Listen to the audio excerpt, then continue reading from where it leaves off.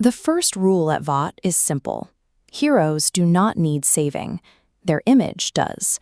A crater in the street is rebranded as decisive intervention, and a bloodstain is cropped out of a campaign photo.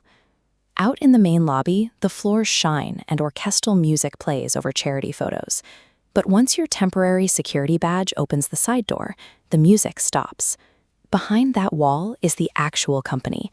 Exhausted assistants, lawyers moving fast, and interns hauling boxes labeled unreleased incident assets.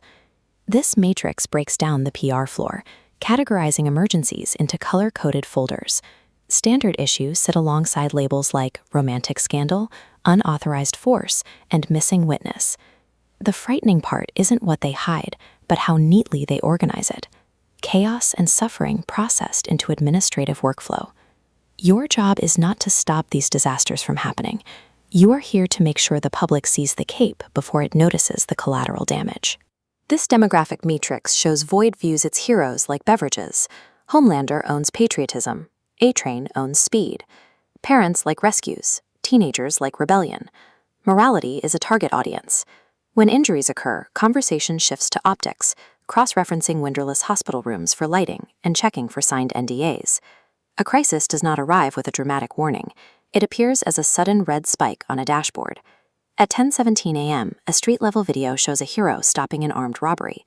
The clip is 12 seconds long, and it shows a delivery truck flipped into a pharmacy alongside a terrified cashier. Within 12 minutes, 4 different camera angles spread across social platforms. By 10:41, legal experts are debating use of force standards, and the cashier's family is posting photos from the hospital. The response requires a human statement, which means it must sound emotionally textured without creating any legal liability. You draft a sentence thanking the hero for their courage while promising to review the context. The injured pedestrian is entirely ignored. The hero gets 3 positive adjectives. Every smile is placed, and every apology is carefully shaped. Vought is not selling superheroes. It sells the public permission to ignore what those superheroes cost. Media training Homelander happens in a room completely stripped of sharp objects. As you feed him corporate talking points about public safety, he listens with the expression of a man humoring insects. He smiles when he realizes you cannot control him. PR exists solely to scrub the walls when he decides not to control himself. A-Train creates a different problem.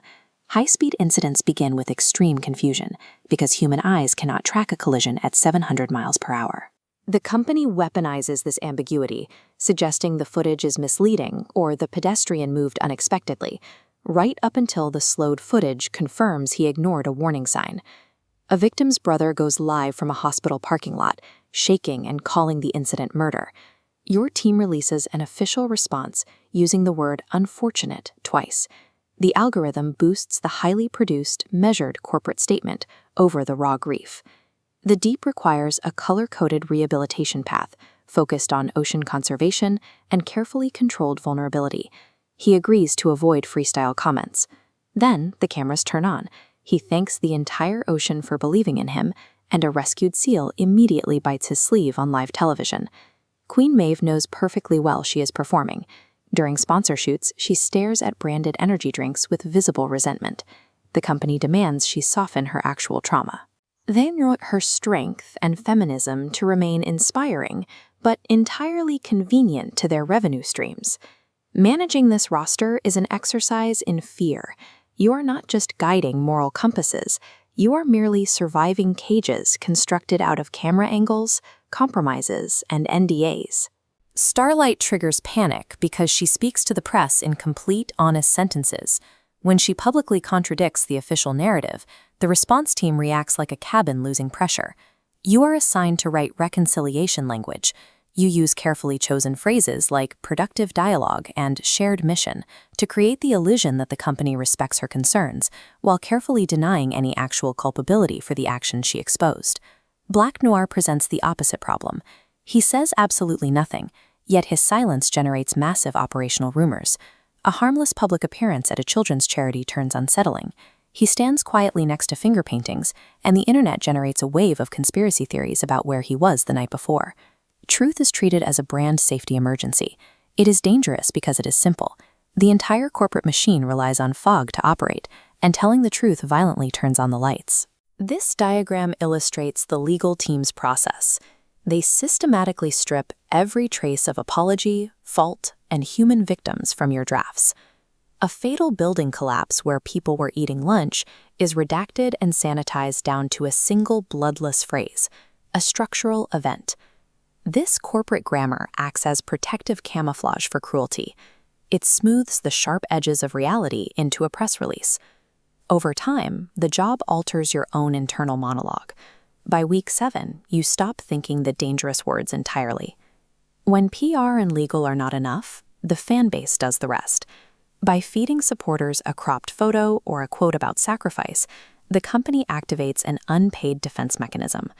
When a public scandal is framed as persecution, the core supporters harden their loyalty and attack the victims for you.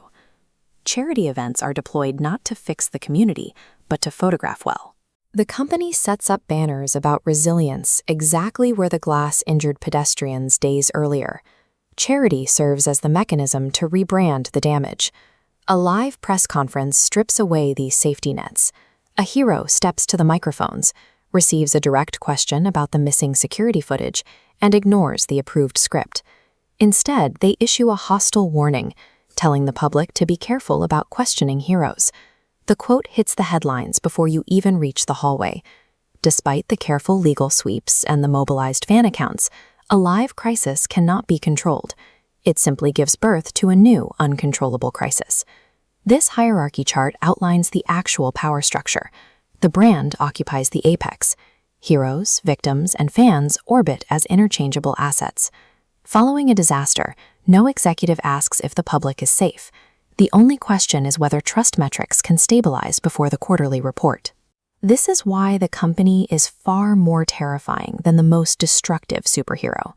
A person, no matter how volatile, can theoretically feel guilt. A machine can only continue to operate. At 12:38 in the morning, the office is dark. You stare at a blank document, drafting a polished, meaningless statement. You cycle the words from transparency to accountability to ongoing dialogue, trying to calm investors and exhaust critics without acknowledging the families affected. By morning, the news cycle moves on. The disaster is buried under a charity hug, a polished magazine interview, and a new rumor. The statement did not heal anyone, but it successfully bought the company enough time to change the subject. Your phone vibrates with a new alert.